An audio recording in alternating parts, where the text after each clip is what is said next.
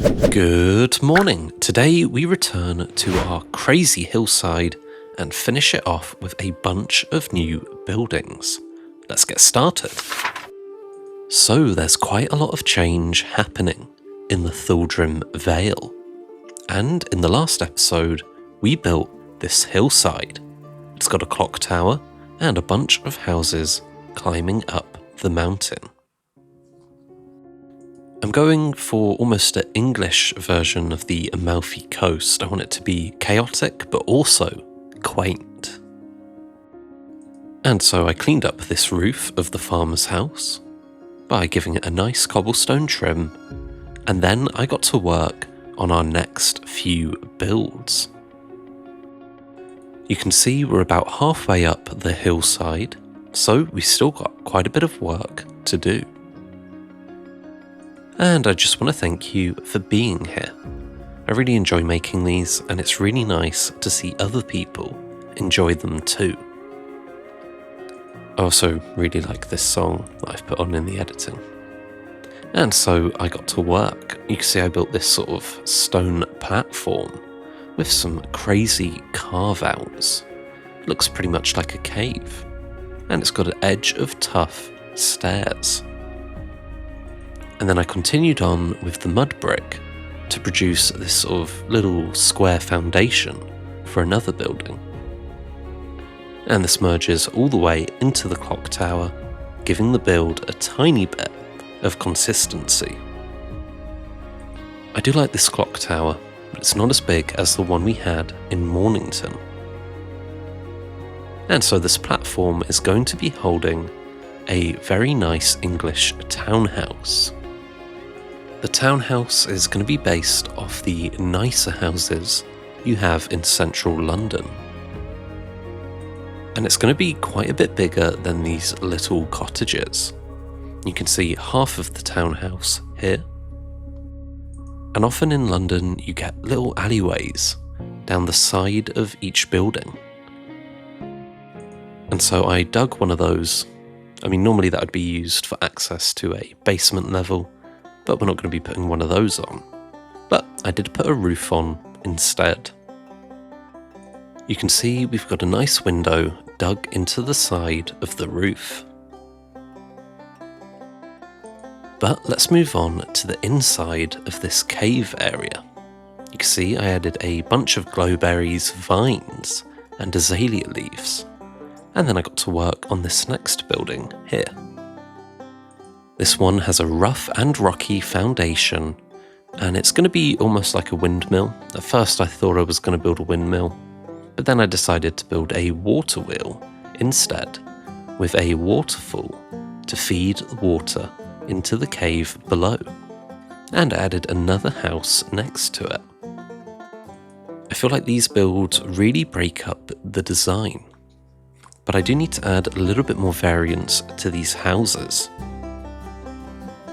They're pretty nice, but they are all very similar, which is comfy and comforting, but it's, I don't know, they sort of all blend into one if they're all the same. So I'll definitely come back with some new materials and refine these a little bit.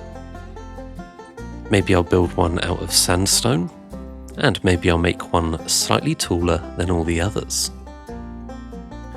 And you can see I added the waterfall that feeds the garden beneath the pillars.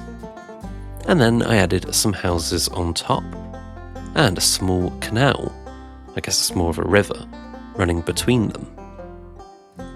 The houses don't really have backs, they're more facades for now, but I will come back and finish them. But first, let's go to a story segment to see what Lander's up to. Landerstone disembarked and travelled into the centre of his now unfamiliar home. There he found every resident bound and captured.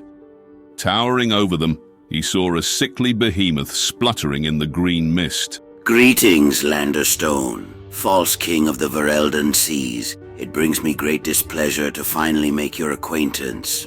Do you know who you stand before? I'd hazard a guess that you're the balding King Olaf's dilapidated runt? In my bloodline, a prince is called Olafsson. A king is called Olaf. With my first conquest complete, I now ascend to kingship. I am no longer a son of shadows. I am King Olaf IV. Your name will rot. Mine will stain history. Choke on that if you can still breathe.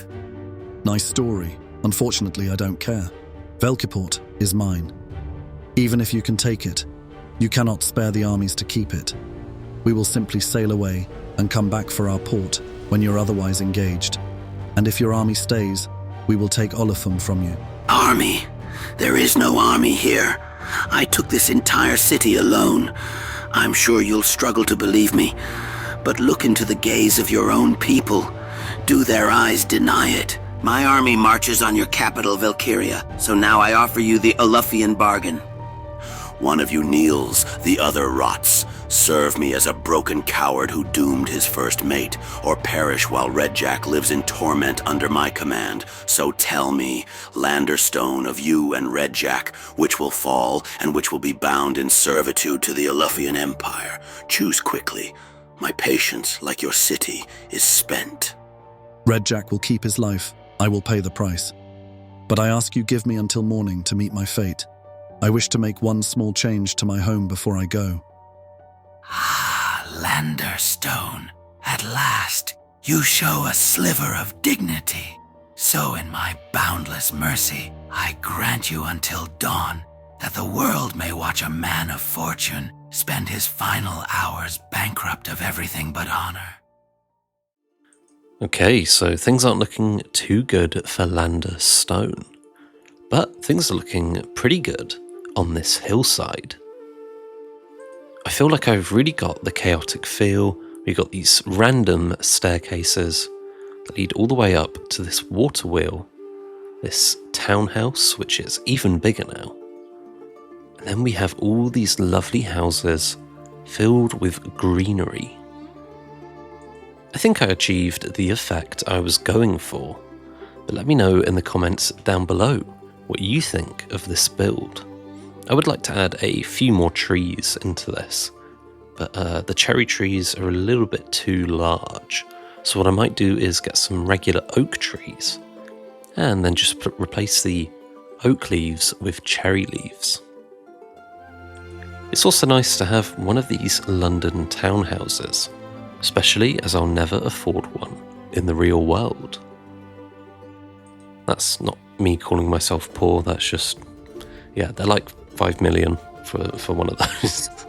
But they are very, very central London, so you wouldn't expect to be able to buy anything in that area. But here we have it, our crazy hillside. I'm pretty pleased with that. Let me know what you think in the comments down below.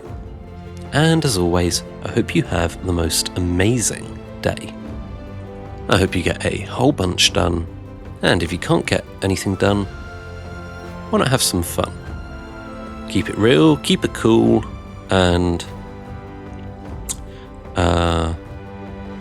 blackmailing people isn't a very nice tool. Don't do that. That's a bit mean, you know? You found your friend's internet history? Keep it to yourself. Be a good guy.